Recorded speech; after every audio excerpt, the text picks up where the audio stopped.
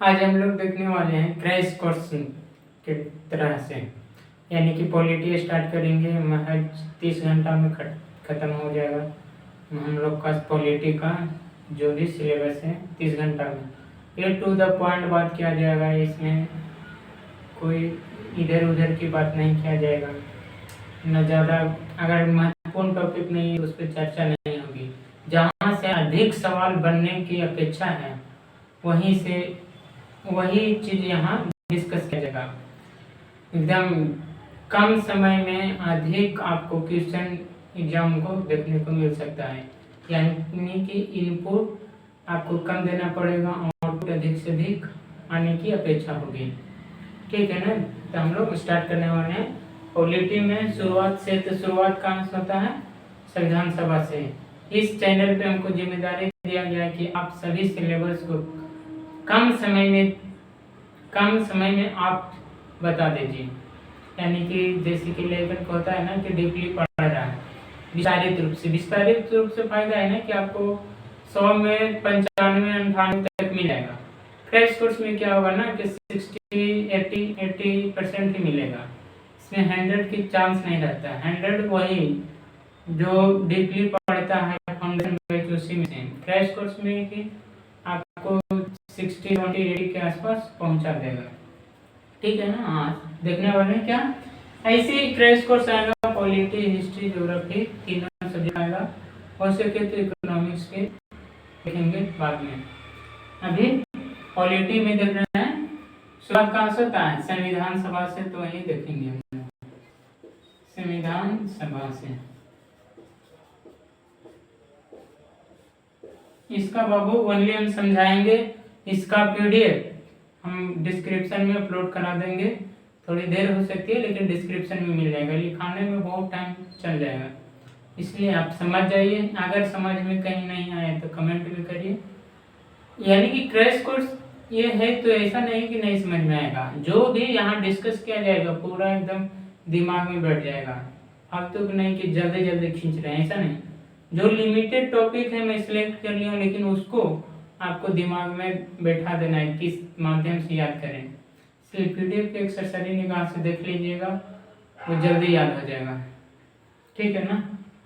संविधान सभा के बारे में हम लोग देखने वाले हैं। बाबू संविधान सभा यानी कि संविधान सभा क्या करेगा? संविधान का निर्माण करेगा।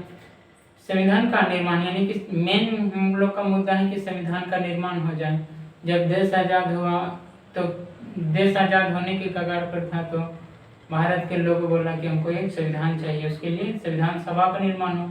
और संविधान सभा में हर क्षेत्र का सदस्य हो, हर संप्रदाय का, हर पंथ का क्या हो, सदस्य हो। यानी कि मुस्लिम जहाँ पे है तो मुस्लिम सदस्य रहेगा, तो मुस्लिम लोगों की समस्या बताएगा कि क्या किया जाए, संविधान में क्या जोड़ा जाए कि उसकी समस्या कम या समाप्त हो जाए। ऐसा ही हिंदू की समस्या हिंदू ही समझ पाएगा, ईसाई की समस्या ईसाई ही समझ पाएगा। इसलिए संविधान सभा में कोशिश किया गया कि हर संप्रदाय, हर पंथ का या हर क्षेत्र का सदस्य आ जाए। बाबू यहाँ समय का थोड़ा कमी था, यानी कि क्या था, समय का बहुत कमी था, तो इसीलिए संविधान सभा में जो भी सदस्य आया वो प्रत्यक्ष निर्वाचन से नहीं आया बाबू, अप्रत्यक्ष। आप आइडिया लगाइए अप्रत्यक्ष क्यों आया। पहला चुनाव हुआ 1951-52 में, लगभग हम लोग का समय बहुत लग गया था उस टाइम चुनाव कराने में, यानी कि मिनिमम तो लग ही गया था, 6 से 8 मंथ्स प्लस ही लग गया था।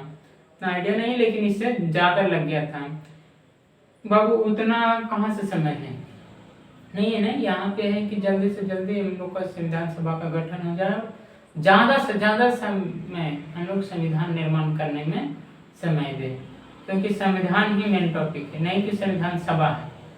इसलिए कोशिश किया गया कि अप्रत्यक्ष चुनाव के माध्यम से यहाँ पे सदस्य लाया जाएगा। तो अप्रत्यक्ष चुनाव में कौन भाग लेगा?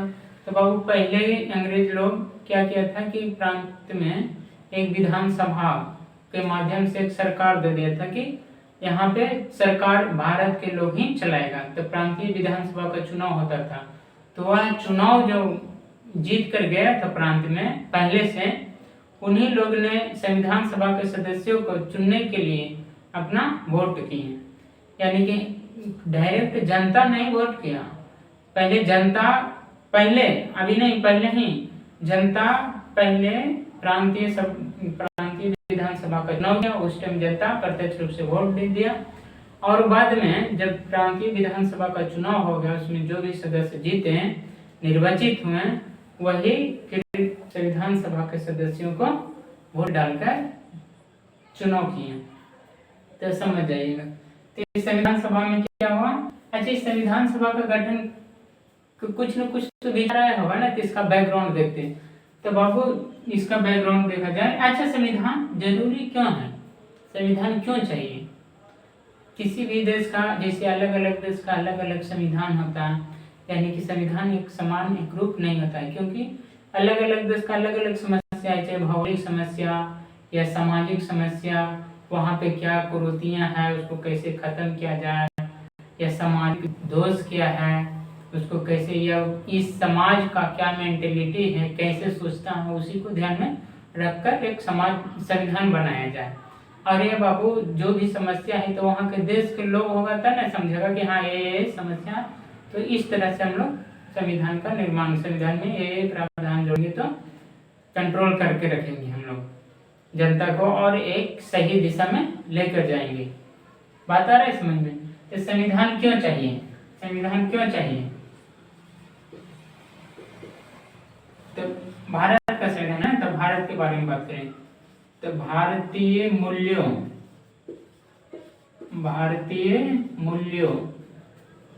आदर्शों, मूल्य मतलब वही संस्कृति, जो हम लोग थॉट सोचते हैं क्या क्या, हम लोग का क्या परंपरा है, संस्कृति है, वही मूल्य हो गया।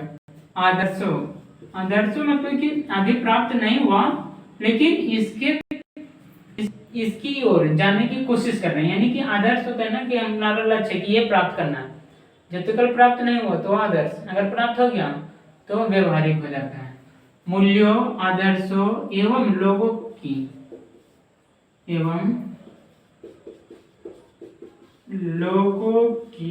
आकांक्षा, भारत के लोगों की आकांक्षा को प्राप्त करने के लिए एक संविधान का निर्माण होना चाहिए। भारतीय मूल्यों, आदर्शों एवं लोगों की आकांक्षाओं को प्राप्त करने के लिए क्या होना चाहिए? एक संविधान का निर्माण होना चाहिए। अरे समय 3 शब्द याद रखिएगा। संविधान क्यों चाहिए? तो मूल्यों, आदर्शों एवं लोगों की आकांक्षा के पूरा करने के लिए संविधान होना चाहिए। अब इसका बैकग्राउंड में देखते हैं तो 1895-96 में ये 2 डेट आ जाता है, कभी कोई बुक में 95, कोई में 96 आ जाते हैं, ध्यान रखिए अपना। तो 1895 में बाल गंगाधर तिलक ने अपना स्वराज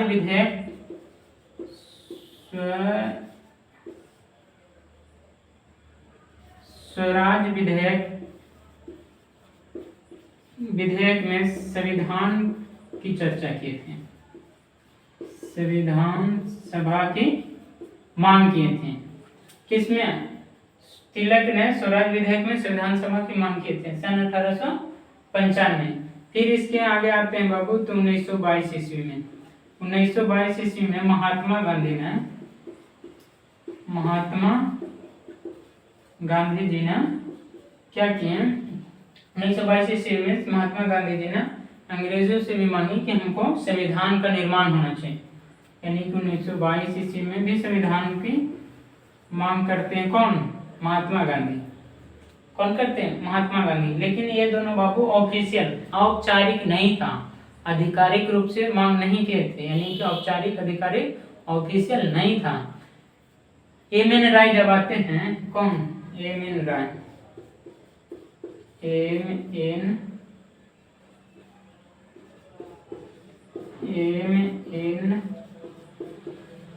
राय। तो यह औपचारिक, यानी औपचारिक बोले, ऑफिशियल बोले या आधिकारिक बोले, यह औपचारिक रूप से संविधान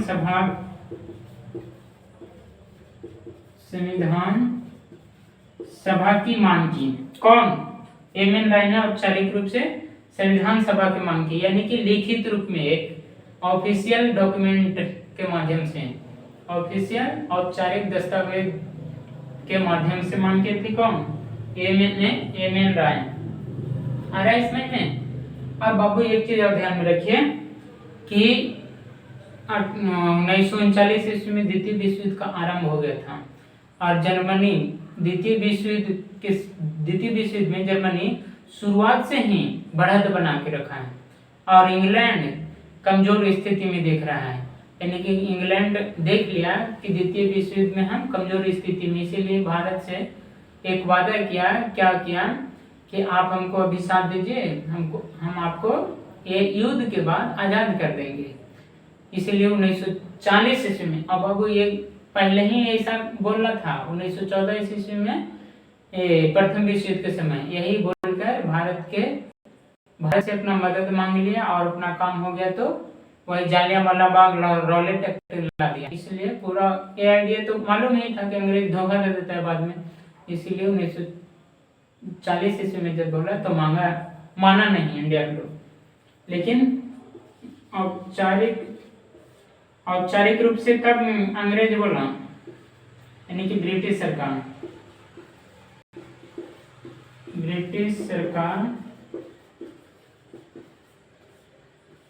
1940 ईस्वी में ब्रिटिश सरकार औपचारिक रूप से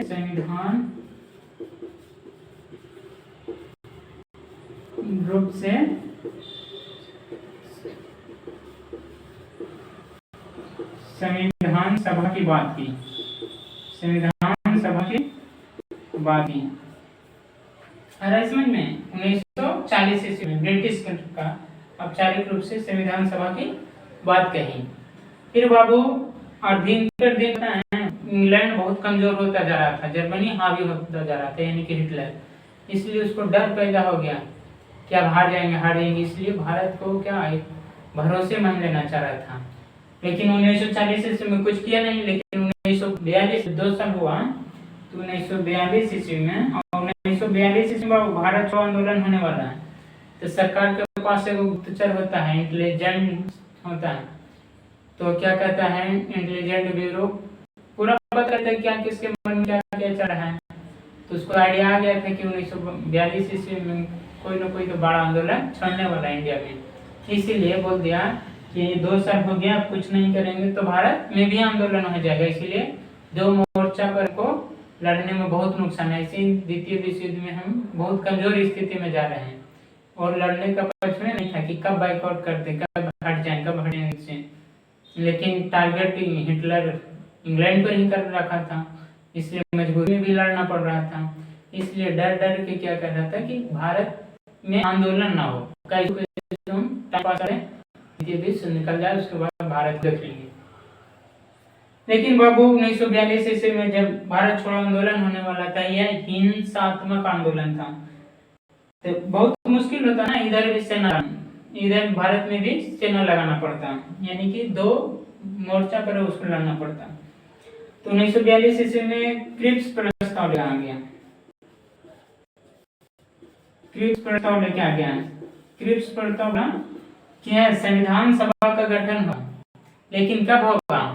युद्ध के बाद। कब होगा? द्वितीय विश्व युद्ध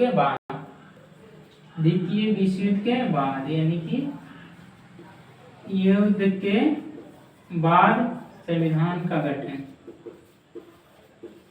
संविधान सभा का